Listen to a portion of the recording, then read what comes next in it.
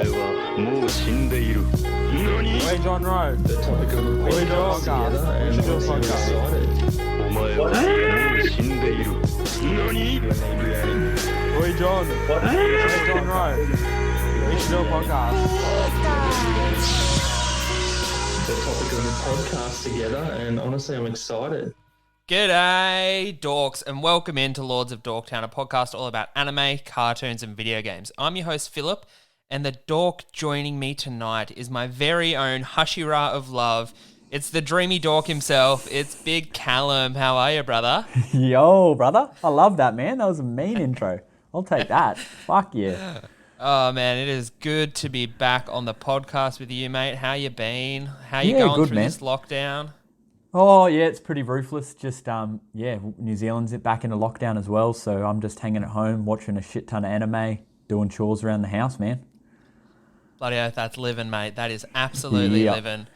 Exactly. We might as well kick fucking straight into things this week with a bit of what's been getting it. Yep. Now, me and you both recently started watching the same series. Yeah. A recent series that just came out on Netflix. Yep. We watched, and I don't know how much you've watched, but I've watched the first 7 episodes of the new Shaman King remake. Yep. How many have you gone through? 5. I'm at 5. Rightio. So we've both. This is probably Shaman King first thoughts, really, Yeah. than a Yeah. review of anything. So what are your first Yep. thoughts going into Shaman King, the 2021 remake? I like it. Like I'm getting around it. There's definitely a few things I'm not liking about it, but no, it's something different, man. It's cool. I think it's got some interesting takes on different things that I haven't seen before. But yeah, I don't know. How much are we talking about it? Are we gonna? Can I say a bit? Yeah.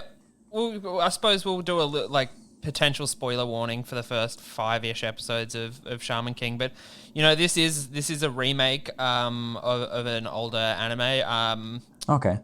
The original Shaman King I'd watched a little bit of. It used to air on like Cartoon Network and stuff like that. Was it Cartoon Network? It used to air on Foxtel and Ozstar here in Australia. So I'd seen maybe 1 or 2 episodes of it in the past. Never a great deal, but I was at least tangentially aware of it. I don't know how to say that word.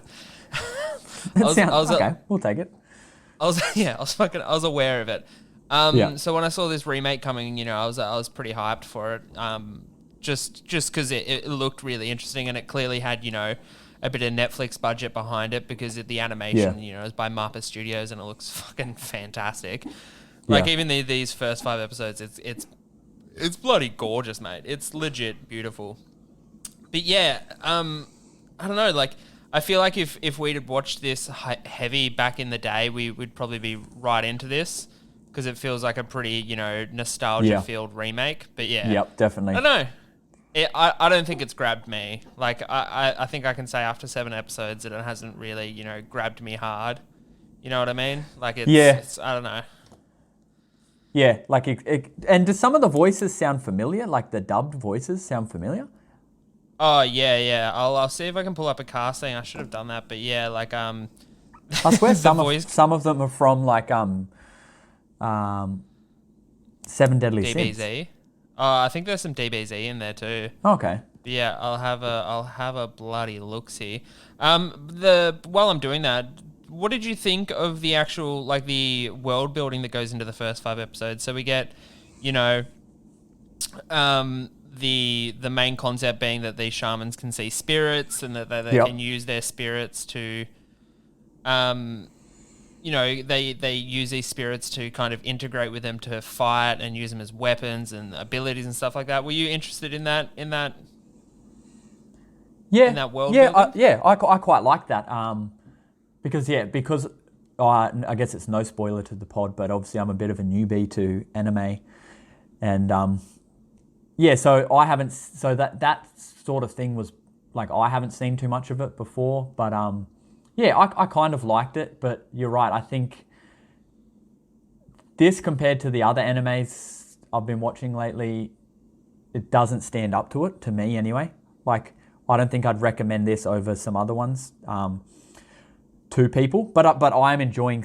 I'm putting it on at night time. I'm watching a little bit of it just after work to relax. Like I don't have to think too much into it. It's just pretty easy watching. I fully agree with that. But it's a bit. I guess it's a bit different for you because the amount of anime you've watched, it would be tenfold to what I have. So you've got a lot to compare it to. And like, is it something you've seen before in different animes, or is it its own new thing? I mean, it's definitely doing its a take on it's like a very common trope in anime, like with the tournament arc straight out of the gate. Like, it's a trope that you would have seen. Like you've watched a few animes, but you would have seen the tournament arc trope, a few times. Like it pops up all the time. So yeah, it's definitely using a lot of tropes that we've seen before in anime. And yeah, it is relying heavily on nostalgia, at least in the first 5 episodes, but. Yeah, I mean, it's still interesting world building. Like, I still find, especially not so much with the protag himself, but like with the surrounding characters, like the shaman officials or whatever, like the Native American style kind of mystery organization that's running things behind the scenes. That shit was interesting. I was like, yeah, man, that's some cool stuff. Yeah, that's a good point. That I forgot about that, but yeah, that's what's keeping me on is like I can't wait to see, because it's connecting all the countries, and each country seemed like it had its own style of the way that they work around it. Because I think in the first couple episodes you see that girl who was the like Chinese shaman or whatever. I quite like her. Man, like there's like that was pretty cool. There seems to be like a lot of the overarching kind of narrative seems pretty interesting, but the episodes themselves and the actual protags and what's happening on screen isn't super engaging all the time. Nah. Even some of the more, like, I don't know if you've got up to the episode where there's like a battle between the protag and his opponent who's using like a snowboard, like a snowboard to fight, and he's using a lot of snow abilities. Yeah, that's coming up. But yeah, there's an episode where that happens, and like it's interesting everything that's happening, but it's kind of dull at the same time. Like there's not a great deal going on. Like it's kind of a bit boring. But yeah, I'd say I'll probably stick with it a little bit. I'm just by the way, I looked up the voice cast. The voice cast is full of familiar faces, really. Well, full of familiar voices. I mean, the female voice actress for Nezuko out of Demon Slayer is in this as Yo, as the main character. So, like, you've got a voice actor here who was from a series called Baki that I've watched, Akuma Drive, which I've watched, like a bunch of stuff. DC Douglas, like all these names, all these familiar voices. So yeah, it is a kind of star-studded cast when it comes to voice animation. I can't see Seven Deadly Sins, but it might be in here. Okay, no, maybe not. I'm saying like Yu-Gi-Oh and maybe Pokemon, that's why. and so some absolute stars in the voice acting community. In featuring in Shaman King, so it's clear that they've put a lot of money behind this, which is good. Like, I mean, if anything, it's very polished and it's very beautiful. It's very clean. It's very well voice acted. So technically speaking, across the board, it's fantastic. Yeah. And if you have strong nostalgia for this series, you're gonna love it. Like I can't. Yeah. If you watched the original Shaman King and liked it, this is definitely for you. So I guess it's getting it just on the pure basis that it did exactly what it needed to do. Like it was a remake that remade it in a beautiful way and service the original story. So yeah, cool. Am I going to watch all 52 episodes I think that are in the first season? No. It's not fucking happening. Am I gonna read a synopsis of what happens in the overarching story so I can know what happens in the plot? Fucking oath I am. That's the exact limit of what I'm gonna do. Do a bare amount of research. Yep, exactly. Speaking of something that I want to do a fuck ton of research on, or speaking of something that I am very obsessed, I did a rewatch of Kuroko's Basketball. which is the basketball anime on Netflix that I think you actually watched a few episodes of. Yeah, I think I've got, like, how many seasons are there again? There's 50 episodes, I think, on Netflix. So yeah, 25 seasons. Yeah, so I think I'm like halfway through second. I just kind of fell off it, but I'm keen to get back on it, man. Like I did fall in love with it. It was cool. So wait, did you say halfway through the second season? Yep. Oh man, so have you seen them go up against Elmina yet of the Generation of Miracles? Yes, bro. Oh. Yes. Man. He's the man. So if anyone who doesn't know, Kurakuko, I think it's Kurakuko's Basketball. It's a basketball anime series centered around the Seirin High basketball team. They're kind of like an underdog team. Well, no, they are an underdog team who possess some very amazingly talented players, but don't really have the. It's a classic sports basketball underdog story. It's what you're getting. Yeah. But it has some fantastic characters, some intense basketball games, and really amazingly animated. Like, it's beautiful, man. It's like so they do gorgeous. it so well, like so well. Yeah, especially the game between Elmina and the Seirin High versus Elmina game was like fucking insane. It's so good. When he starts like stepping up, because at the start he comes in late, he doesn't give a shit, and he's just moping around, and you're like, okay, he obviously knows what he's on about, and then they start pushing him, and I don't think he's even playing at his best either, and he's still just. And like you said, the way they animated it, man, was just like insane. I was coming out and telling my wife about it because she's American and she loves basketball. But I was telling her a bit about it, and she was like, "So do they have magical powers?" I was like, they've got anime. They're talented. They're ridiculously talented. Yeah, they do it in a good way, because it's not like they have like magical powers that they can like lift it like Harry Potter, but like. I don't know. That's what really got me in. Is just the way that they play off their powers. It's very over the top, and it's very but done really well. Very exciting. Yeah, it's so good. So it's getting a third season of it will drop on Netflix on September 3rd. So I did a rewatch of the first two seasons, just to get hyped for season 3.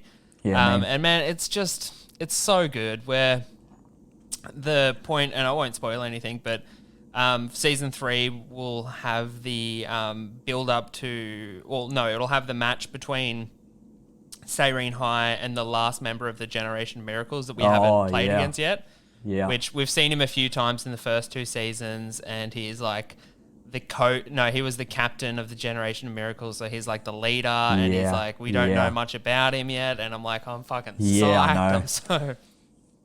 So man, just a rewatch of that season and getting pumped for the next season. It's been fantastic, and I thoroughly encourage you to continue on Kuroko's Basketball, because the last game of the second season, after they verse Elmina, they come up against Yosen High and another member of the Generation of Miracles. And it's another real fucking fire game. Like it's balls to the wall. It's very good. And as always, I think it's one of my favorite sports anime.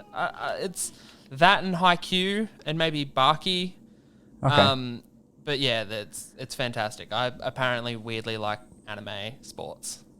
Yeah. In anime. but not normal sports. Not normal sports at all. Yeah. Funny, yeah. We should probably move into the main topic, but before we do that, we do have a little bit of an announcement, Callum, about another sneaky little podcast me and you putting together at the moment. Yeah, man. I'm really excited about it. Like it's been good fun recording a few of the episodes, bro. We've been working on this one behind the scenes for a little while now, and putting in a bit of recording time and getting a few episodes nutted out and together, and we should be close to. I think that'll be releasing in the next week or so. Yeah, man. So that'll be exciting.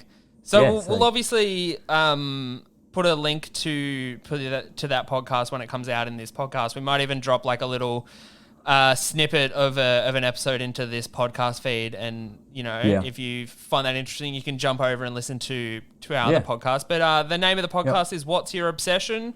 It's sneaky kind of 30-minute short episode podcast where me and you just talk about something that we've been obsessed with. Yep. It's been very sweet. fun. I've learned a lot about you, Callum, and it's very fascinating. Yeah, I know. I feel like the few that I've done at the start, like we're definitely going to paint a weird picture about ourselves.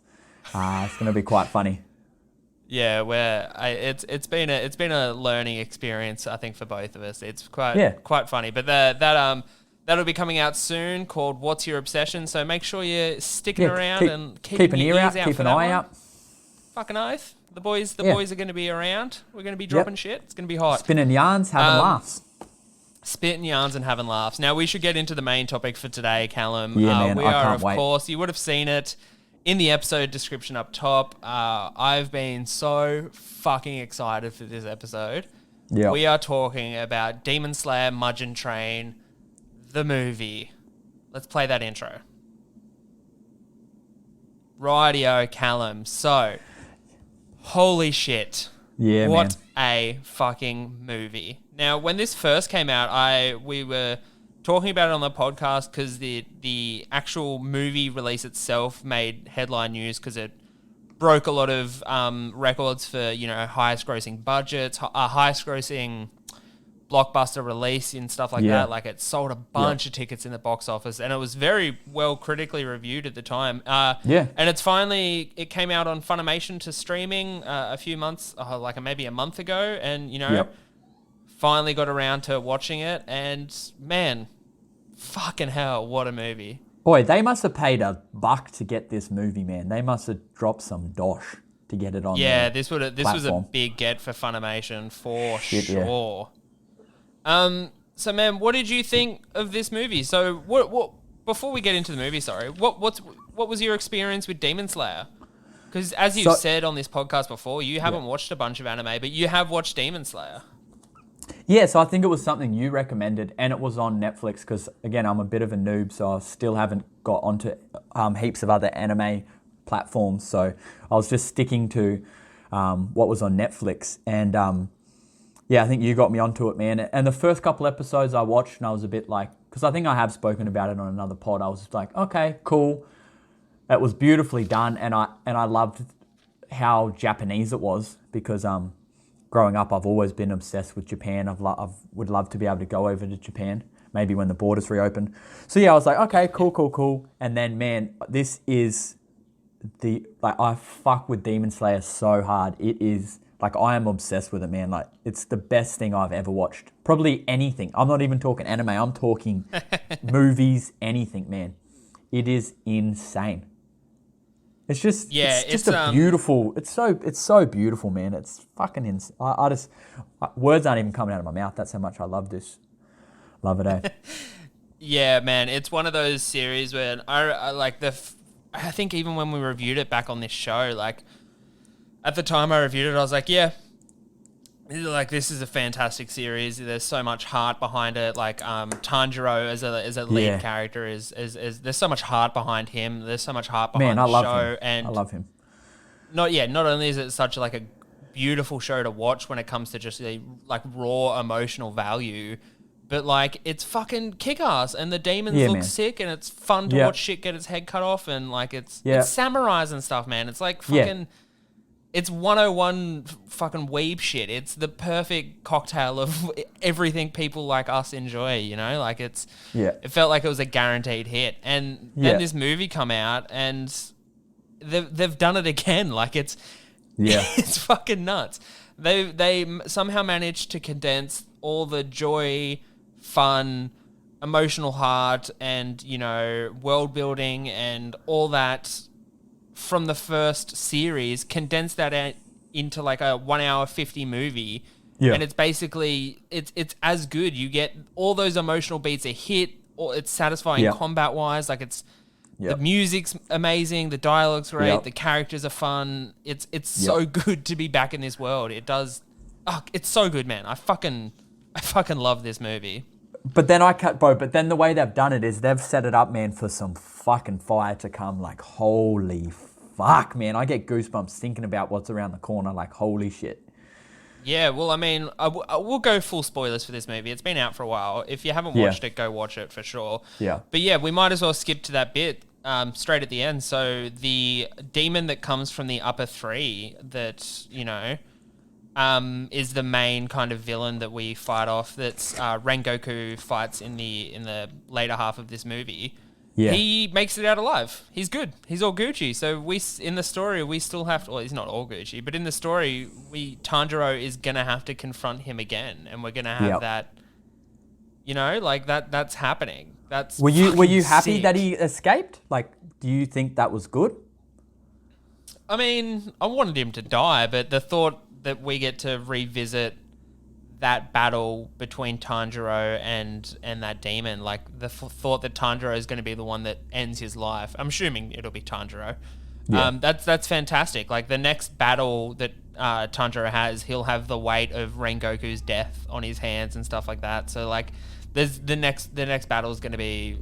It's going to be tight. You know what I mean? It's going to be fucking tight. Yeah. See, that's why when they were fighting, I was like, the whole fight, I was like, I hope that they don't just kill him. I know it wasn't going to be easy, but I was like, I felt they did it right. They did it right by letting him escape, but he didn't really escape. Like it was, like how his fucking hand got stuck and he was like dying, but didn't want to get. Yeah. Like man, that like everything about that, he was like, nah, I'm going to wait for the sun to come up, and you're going to die, and then they just saw everything. The way they did it, I really like respected it because. Like I said, if he died, it was a beautiful fight scene, but I would have been like, okay, well, I kind of saw that coming.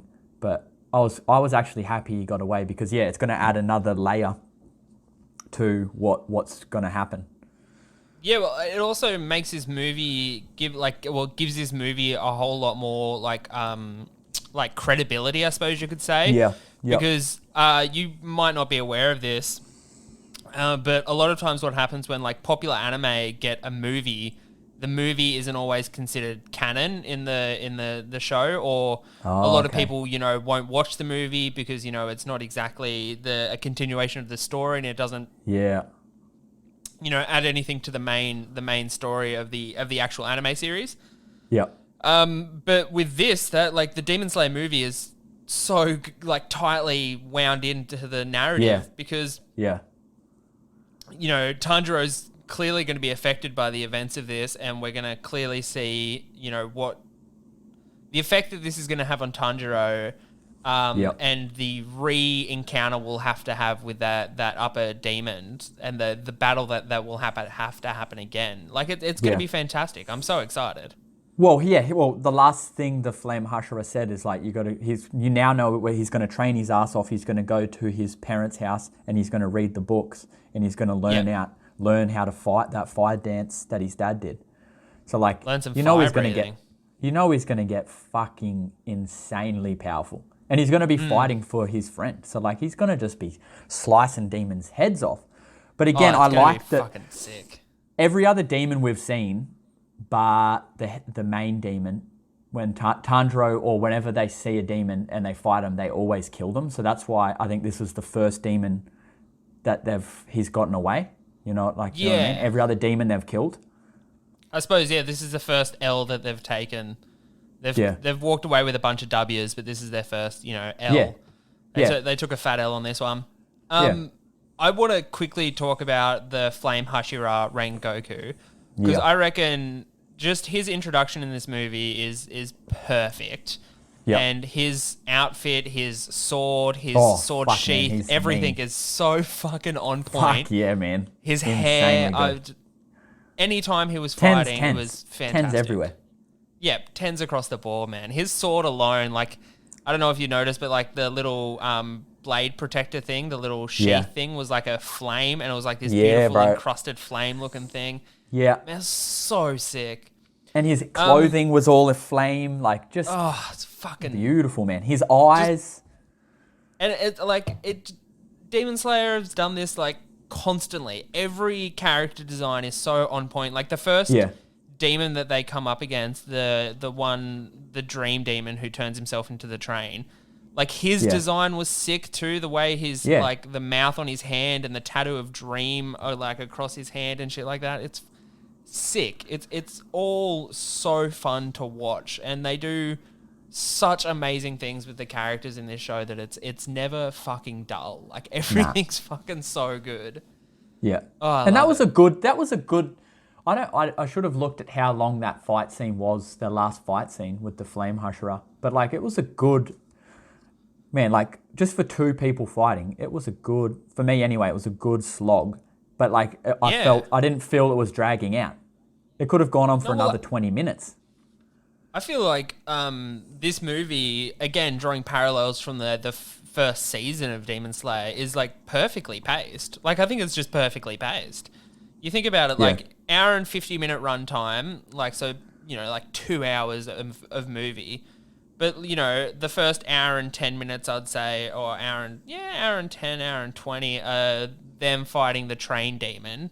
Yeah. And then just tacked on to the end there is like a nice 30-minute, 40-minute fucking doof session with the upper level demon of the upper three and the Flame Hashira Rengoku. Like it's wicked. That last half is basically a whole self-contained little narrative on its own, and same with the first half. And they're both so much fun. I had so much fun during that train arc. Like seeing Tanjiro and Inosuke team up hard and just fucking fighting their goddamn asses off in the train carriages was wicked. It was so good. Bro, and we're going to be doing a bit of jumping, I reckon, in this, but like when he realizes that he has to kill himself. Oh, it's so fun. Bro, like what the fuck? And then the demon was like, what? And like was tripping out, and he just fucking puts to sleep, cuts his neck, jumps back, and the demon's like taken back, and it's just like, what the fuck? Like, yeah, the first instance of that happening where they're riding on top of the train, and like it's before Tanjiro realizes, well, before it's revealed that the demon doesn't have a physical body, he's like the train now, and they're having that fight on the top of the train, and Tanjiro's charging using his water breathing style techniques, and he keeps falling asleep and almost passing out and waking up, and that's when the demon realizes that Tanjiro is just, as soon as he goes to sleep, he's just killing himself in this dream world. And it's just like, the more that happens and the more that fight is kind of played out, the more Tanjiro is falling asleep. Yeah. You can kind of see it. It's kind of fucking with his head, and it ultimately builds up to this sick situation where Tanjiro's not sure if he's dreaming or in the real world. It's like some fucking Inception shit, and he's about to neck himself in the real world. And then Inosuke just fucking flies in and say, oh man, it's... See, that's so what they good. did. They did that so fucking well, man. Because you would like, oh, that would have been easy if he just keeps killing himself and then they kill the demon. But they took it to that next level where he's questioning if he's fucking dreaming, or which you would, man. Oh, yeah, it's so on. You're so on edge. Like they could have easily advertised this movie as like pay for a whole seat, but you'll only use the edge. Like, because it was so like frantic and fast paced that I was literally glued to the TV the whole time. Like I couldn't take my eyes off the screen. It was really fantastic. And I normally hate dream sequences and stuff. I think a dream sequence in a movie or a show is usually so bad because in the dream nothing has consequences in the dream. You know what I mean? None of it matters. It's like there's nothing more boring than someone telling you what they dreamt about. But when it's in a movie, it's equally as dull for me. But I found this dream sequence great. Like they used all of Tanjiro's stuff, like interacting with his young family members. Like it's all emotionally fucking brutal. Fuck, man. That was another thing. So yeah, you'll sit on the edge of your seat, but bring a fucking box of tissues because fuck me, it's gonna get you. Oh yeah, this movie's a real tearjerker. Like not only is the dream sequence stuff all fucking heartbreaking, but also like some really weird kind of emotionally kind of I wouldn't say manipulative, but like, yeah, maybe manipulative when Tanjiro's still in the dream and his family members are talking to him and they're just like, why did you leave us? Why are you the sole survivor? Why did this demon kill us? And you're like, oh, fucking give the dude a break, son. Yeah, that was up on the top of the train, and then he like kills himself, and then he just gets super rage, and he's like, my family would never say that. And you're like, fucking oath they wouldn't, bro, because you are the man. Yeah, exactly. So fucking Who slice would ever his say head that off. about Tanjiro? And like the cool like little emotional beats of like the kid with tuberculosis who was trying to kill Fuck, Tanjiro's soul core, but then Bro. when he looked at his spiritual core and it's just this fucking beautiful pristine plane where everyone's happy and he's like reincarnations are like, you know, you wanted it and it would make you happy, so that's what we do, you know, this is what Tanjiro is all about. In my notes I was like, the scene where one of them's holding his hand, they're carrying him, and then they carry him there, bro. I was like, what are you trying to do to me here? Like, what the fuck? Yeah. Little tear coming down from my eye, man. I was like, fucking don't do me like that. And they're like, this is the most beautiful, warm place ever. And you're just like, of course, because he's Tanjiro is the man. Yeah, it's Tanjiro. There's not a mean bone in his bottom. He's fucking the man. best. That was so beautiful, eh? And then what the everyone else's there in their dreams, spiritual like, core. That was pretty. Yeah. That was cool. I like that. I did. Yeah, there was a few comedic moments there with like Inosuke's spiritual core and all that stuff, and like his dream like world a dungeon. Yeah, or like a cave system. I am pretty happy that this movie deals with Zenitsu very, very sparingly. We don't spend a lot of time with Zenitsu, which is kind of a blessing because you know, although I love his turnaround in season 1 where he, you know, fights the spider demon and just, you know, thunder breathing his ways into just fucking insane, decapitating that baby spider in the air. Like it still gives me chills now thinking about it, but not having to deal with as much of Zenitsu's bullshit in this movie was quite nice. Because his crying fucks me off, bro. That's one of the biggest turn-offs for me about this. Like, if I was to recommend Demon Slayer to someone, I'd just warn them of it, because that first season, I think it's halfway through, there's like 4 episodes or something where he is just fucking crying the whole time, and it's tough, but you punch through that. And then when you find out how powerful he is, I think they did that really well as well, because if he wasn't whingy and you didn't hate him and then they just made him that powerful, you'd be like, oh, why is he that powerful? But I don't know, just again, the way they've done it, you're just like, oh yeah, okay, we'll keep him around because he's fucking insane. Yeah, he's good company. And like when he kind of, or that scene where Nezuko's kind of in a bit of trouble and Zenitsu rushes in with his thunder breathing, like it's, anytime Zenitsu's doing cool Zenitsu thing, you almost forgive Zenitsu for fucking being the worst character. Like, it's just, you see him do his thunder shit, you're like, yeah, okay, I get you. That's fucking, oh, fuck yeah, we'll keep you around. And I really enjoyed Nezuko's stuff in this as well, like, especially when Nezuko's trying to wake up everyone from the sleep. And, you know, again, we get to see Nezuko using her demon blood art explosion. Yep. Or something, or blood control, or something like that. She's mean. The animation, the way the animation done is for the flames it's fantastic. Like all of Nezuko's ability stuff always looks so pretty on screen, and like I fucking love Nezuko. Yeah, she's cool, man. That like I did have a beast. question for you. What do you think your spiritual core would be? Like, we got to see Nezuko's, we got to see Rengoku's, we saw Tanjiro. What do you think your spiritual core would look like, buddy? Are you getting the pristine, crystal clear? Because I know mine's a fucking hellscape of, I don't know, bad techno music and dancing clowns or some fucking nightmare scare. So I think mine would be, you know, the movie 21 Jump Street or 22 Jump Street?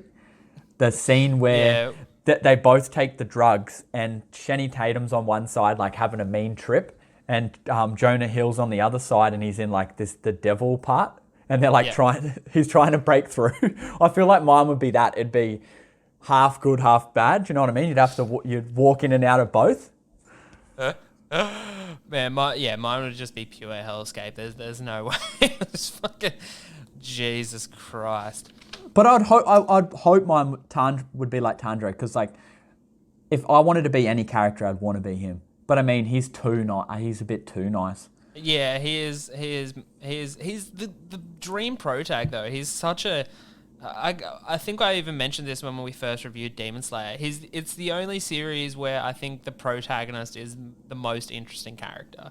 Yeah. Like Tanjiro is fucking fantastic to watch, and he gets a very sick transformation scene when he's in his dream sequence, when he realizes he's in a dream where he remembers that he's in the Demon Slayer Corps, and he does like a uniform change in the dream, and his earrings attached, and his hair gets cut short again. Oh, and he's got his sword. yeah. It's like a 5-second kind of transformation scene, and like I was like, oh brother, give it to me.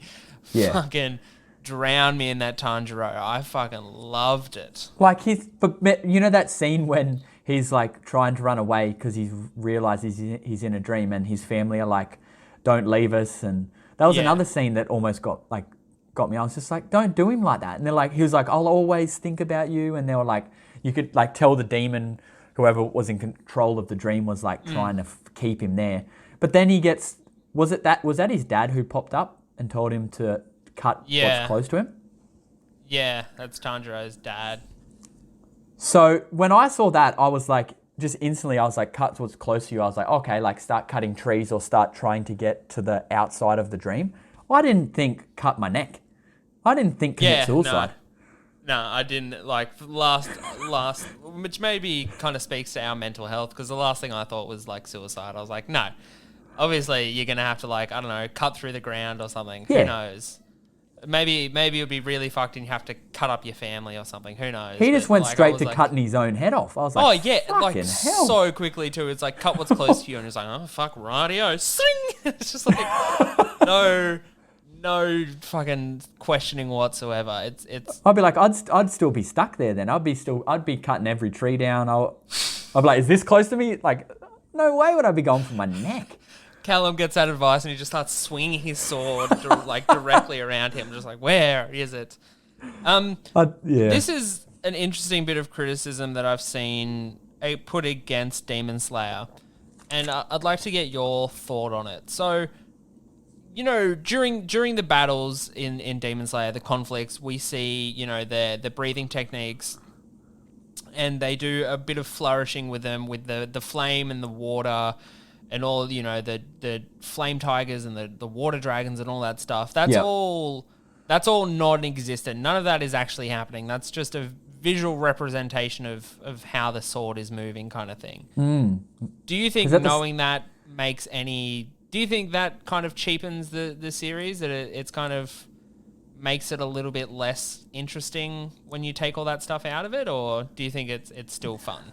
What, so saying that if they took out the water stuff and just put in the sword stuff, would it be just as good? Is that what you mean? Well, do you think the fact that we as an audience know that those water and flame effects that we're seeing on screen aren't actually happening in that battle, like that's just a flourish that's been put on, those warriors, the Demon Slayers, don't actually have any powers. They're just very good swordsmen. Do you think that knowing that as a viewer makes the show any less fun to watch? No, I think at the start that did put me off. That was something as well I noticed. I was a bit like, but I didn't know that until you've actually said that. But I've always thought that. But yeah, when I first watched it, that was one thing where I had to kind of get used to it. I was a bit like, oh, that's a bit weird. But now knowing that, I think it represents. Oh, that's a bloody good question now thinking about it. Because imagine being able to just see their sword skills without that. Like seeing how quickly they move their swords around would be pretty cool as well. And I've thought about this a lot because, when I first thought about it, I wasn't sure how to kind of broach the subject, because I think from a visual point, it's very fun and very fascinating to watch. And when you start to piece together, or you realize that those effects, you know, the fire, the water, the lightning, you know, all that stuff isn't actually having an effect on the world of Demon Slayer, or of the opponents, you know. I was kind of like, that kind of sucks a little bit, and you know, I get what they're trying to do, you know, make it so it's got a little bit more character to it and make it a little bit more fun to watch, or at least there's so much more you can do with the animation that way, and it's a good visual representation of this breathing technique and how to make all that very interesting. So I don't think it takes anything away from the anime. I think it's something that I think about every now and again when watching Demon Slayer, or when I was watching now I am. I think now I am going to think about that a bit more. Yeah, I'm sorry. But yeah, you think about it every now and again, and I don't know if it kind of distracts in the moment, but I think overall it's still so pretty to watch, man. Like Rengoku, Yeah. his fire breathing and all his Yeah. breathing techniques and stuff it was so fantastic to watch, and it brings so much light to the screen, and it brings so much life to the action beats in this series that, you know, fuck it, I love it, and I think if it did have an actual physical effect and it made the Demon Slayers a bit more magical-ish, you know, if they were actually conjuring water, lightning, and fire through their swords, I think that would kind of cheapen it because, the whole idea is that these Demon Slayers, and it's even touched on in this movie, these Demon Slayers are just people. Yeah. They're just regular people out here fighting absolute monsters. They can't heal. They can't, you know, reattach limbs. They can't use any magic or anything like that. They can just breathe. Well, they can really heal good. a little. They can heal a little bit because through Tanjiro breathing does it a techniques and little stuff bit. like that. Yeah, But I think that's like touching on like old martial arts styles where like ninjas, what that was kind of taught as well, that they could do that. Not like they'd fix their arms, but they could help control their bodies so they wouldn't bleed as much, not panic. Yeah, like stop their bleeding, stuff, slow their heart rate through breathing techniques and stuff like that. But yeah, like they're not giving these Demon Slayers like straight up magic shit. Which I think it's good. I think I like the concept of just regular humans fighting these unholy monsters of fucking rage and magic and stuff like that. It's fun. It's fun. And that's what Tanjiro says at with the upper three, like that last demon. He was like pretty much saying, he's like, we always fight you when you're like strongest. Come fight us pretty much in the daylight, you piece of shit, like you pussies. Yeah. Even though they can't, but he was like, no wonder why you have an upper hand, because it's darkness. I mean, it'd be sick if they threw in something. I don't know. Have you watched Castlevania Season 4? Nah. So one of the vampires in Castlevania Season 4 has a daytime fight suit. Like, so they can fight during the day against the suns. Like this awesome daytime weapon fight suit thing. If they did something like that, if there was a demon that rocks around in like a suit of armor so I can fight during the day, that'd be pretty fucking wicked. I reckon there's a good chance that something like that could happen. I don't know. I mean, the manga's out there and it's pretty far ahead. So if that's already happened and it's in the manga, I'm a god for guessing it. But if it's not happened, I'm an idiot. It's so easy to check this. So good point. did you? I think when we first reviewed Demon Slayer, I asked the guests for a favorite character, and my initial favorite character was a tie between Tanjiro and Inosuke, I think. Do you have a favorite character out of this movie? Yeah, like bro, I'm a sucker for loving the protag. Like I always, I don't know. Tanjiro. Yeah, Tanjiro, bro, he's the fucking man. He's just, I don't know, he's just a legend. Like he just cares so much about everyone, and like you've said on that other episode, how most of the demons when they die, you get a backstory, and like he feels sorry for them because they are just humans that have been transformed into it. Which I was a bit upset that we didn't really get a backstory on the demon, the train demon. So we didn't get. Yeah, that's right. We didn't get like kind of any emotional beat of remorse or kind of anything for these demons. It was just pure kind of hate and I was looking forward to that because I wanted to know why, like that's what I quite enjoy, finding out what they were before, or how they ended up a like little bit this, about or them. Yeah.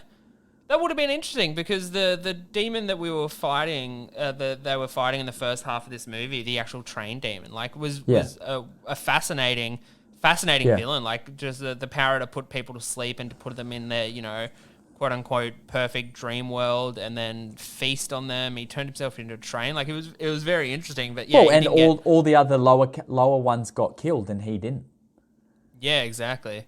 And so it's such an interesting character that we don't really do anything with.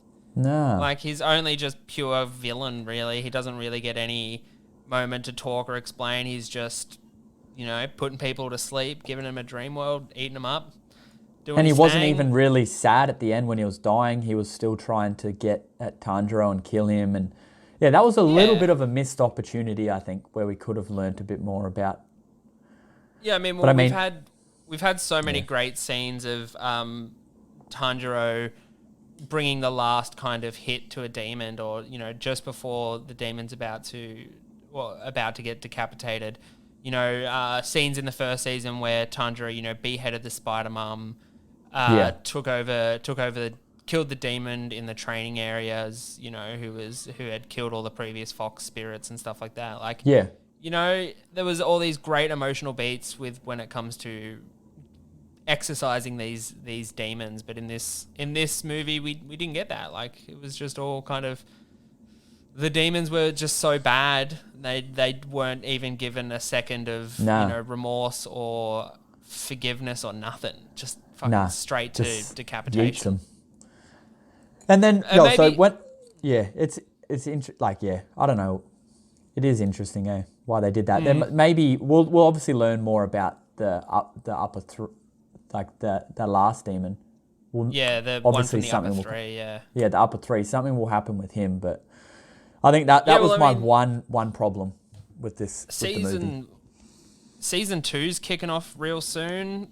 Yeah. Like, we're gonna get answers and stuff, and like, a show this popular is not stopping anytime soon, which is fantastic, because I can't wait for more Demon Slayer. Overall, we should probably give some overall thoughts on Demon Slayer, the Mugen Train movie. I mean, obviously, it's getting it. It's getting it for me completely. This is a movie that I will watch many more times to come. Like, I'm not done with this movie anytime soon. It's definitely worth a rewatch. And if you're out there and you somehow still listened to this point of the podcast without seeing the Demon Slayer movie, go watch it, I suppose. We've spoiled everything for you, but still, go watch it. There's some good bits. It's very fun. Yeah, because I just have one little question, or one more little question for you. So in the very first scene we see two upper demons, a lower and upper demon, two powerful demons, and then the very start you see those other two with the flame Harashira, he just smashed, he kills those two. Yep. That was part of the dream, right? They weren't real, were they? Or were they not? No, I don't think they'd fallen asleep by that point. Because I went back and rewatched it. When I rewatched it, because I just went back to that scene, the demon on top of the train, he said, "You fell asleep when I clipped your tickets." No, that's when the spell started, I believe. But they didn't fall asleep until they sat down, I thought. Because if you go back and watch it, because when the train guard comes down, everyone else on the train's asleep, right? And then he walks, and then he clips their tickets, and then the lights dim up, flicker, and then it goes black, and then the light comes back on, and everyone's awake, and there's a demon there. I'm like, were those two demons part of the dream? For them to or not? I don't know. Oh yeah, that's a good man. I think you're onto something there. Yeah, because they said as soon as they've got the tickets stubbed, that's it. He put his blood in it. Yeah. And then the way they've done it is the scene goes, it flicks, and then you hear a click, and it goes fully black, and then it comes back, and then the flame Hashira smashes those two. Because I was like, fuck yeah, it was mean to see him in action, but then that was his introduction, and it was so good. But then I was like, was that real? Yeah, man, that's a fucking... Oh, I'm going to have to rewatch it now. Oh, no, I'm going to have to rewatch a movie that I fucking love heaps and just going to rewatch. Anyway, man, that's a great little pick up there, Callum. Fucking, I can't wait to rewatch and have a look at that and talk again. Yeah, let me know. I will. So, obviously, this is getting it for you. I mean... Oh, bro, I fucking... Like I said, I had ups and downs, as in the downs where, there was so many tear jerks. And then even at the end when he's dying and his mum comes out and goes, he was like, did I do good, mum? Because his mum told him that he had to protect people, and she just gave him a nod and said yes. I was like, fucking another tear. I was like, how many times can a movie do this to me? Yeah, It never it's happens pretty... to me in day to day, man. Like, I was like, this is so beautiful. It was like, you're like, yeah, bro, you're a fucking legend. Your mum loves you. Go and Fucking rest oath easy. you're sick, You're bro. the man. You're Like, it's just like, fuck. sick. Yeah, Oh, it's getting man. it all over, bro. I'm so excited what's to come. Like, this is, like I said, this is probably the best thing I've ever watched in anything. Oh, man. And speaking of you being excited for what's to come, so a little bit of the behind the scenes. To watch this movie, you've had to sign up for a Funimation account. Yeah. That's what it's currently streaming of. And as someone who's had Funimation for a while now, I thought I would just give you a quick little, I don't know, recommendation list now that you have Funimation of some things that you should check out. The best of the Funimation has to offer. And look, it's a fantastic streaming service. And as a fellow dub boy, there's lots of things for you to go in on there, brother. Yeah, boy. So I've just got a few. How many here? 1, 2, 3, 4, 5, 6. I've got 6 animes that are streaming on Funimation right now. I'll send you this list later, so you've got a written copy. But yeah, these are 6 animes on Funimation that I think you would love. I think listeners would love. Look, most of these are huge titles, and I think we've covered 1, 2, 3. We've covered 4 of these already on the podcast. So if you're around the podcast, you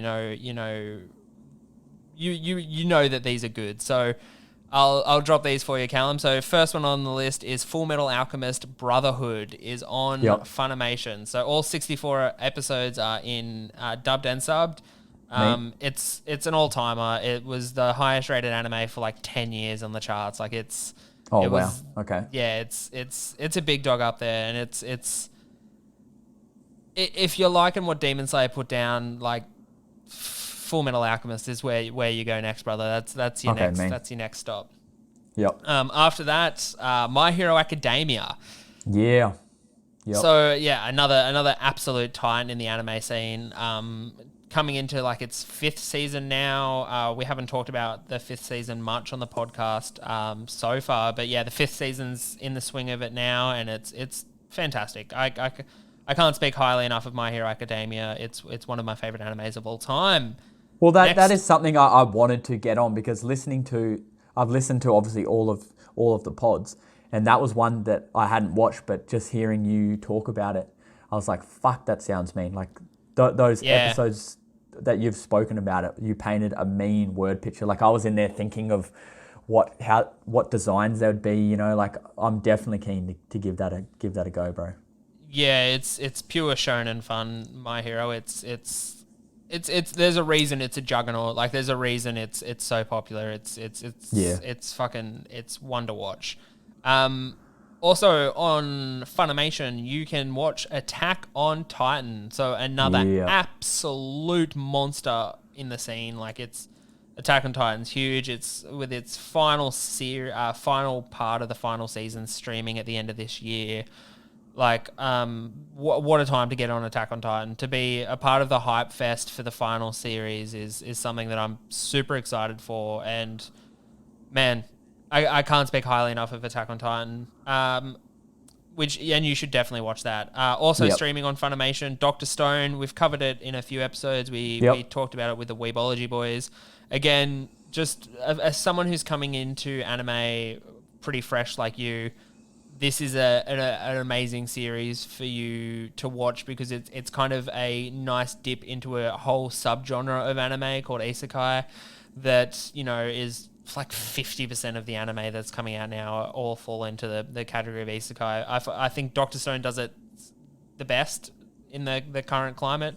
And a fantastic series that I think you would love, because it takes less of a combat-driven experience and turns it in. It's more of a character-driven narrative with a lot of interesting stuff about science. There's a lot of fucking cool shit about science, and you know, watching people make gunpowder is really fucking fun. So Dr. Stone also streaming on Funimation. Two more. Another one streaming on Funimation is Hunter x Hunter. Wow, what a series. I think you would fucking demolish this series, Callum. I think you would absolutely love this series so much, and it's one that I've watched multiple times. Multiple people I know have watched multiple times, and it never fails to please. It's an all-timer. And last one, I wouldn't say it's on anyone's all-time list. It's not. This one is more of a personal choice. Skate the Infinity is a skating series on Funimation. It's dumb, it's camp, it's over the top, but it's fantastic and I love it. So, Callum, that's my 6 recommendations for you for the Funimation app now that you've got it. So, Fullmetal Alchemist Brotherhood, My Hero Academia, Attack on Titan, Dr. Stone, Hunter x Hunter, and Skate the Infinity. So, look, I don't expect you to watch any of those or even to watch, I don't expect you to watch any of that at all. But, where lockdown's happening, and if you find yourself with some spare time, Callum, now that you've got the app, maybe give a few of these a watch. There's a lot of good content in front of you if you're keen, brother. Oh no, I'm excited, man. Like I said, I have spoiled a few of the shows for myself by listening to the pod, but I mean, I have forgotten a lot, but I'm definitely keen, man. Just you painted a good word picture. I'm keen to get in on all of them. So look, I need to free some time up in my diary, and sorry, the lawns aren't going. The lawn isn't going to be mowed for a while, so it looks like I'm just going to be sitting in and watching a shit ton of anime. Bloody oath, that's how we like it in Dorktown. We'll probably wrap it up there, brother. It has been fucking fantastic having you back on the podcast, back doing Dorktowns. I know the release schedule has been all over the shop lately. We're doing our best here. Everyone's just doing their best, right? That's it, eh? Yep, we're getting through it. Crazy times. It's been sick having you here, brother. As always, if you want to get in touch with us here at the podcast, you can email us at lordsofdorktown@gmail.com. Make sure you're on the Instagram, at lordsofdorktown at Instagram. Callum, you want to sign us off there, brother? Radio, peace out, much love. Stay safe, everyone, and keep an ear out for a new potty coming your way. You. Oh man, I'm gonna go watch more Demon Slayer. Yeah, boy. Alright, that was good. That was fucking good fun, bro.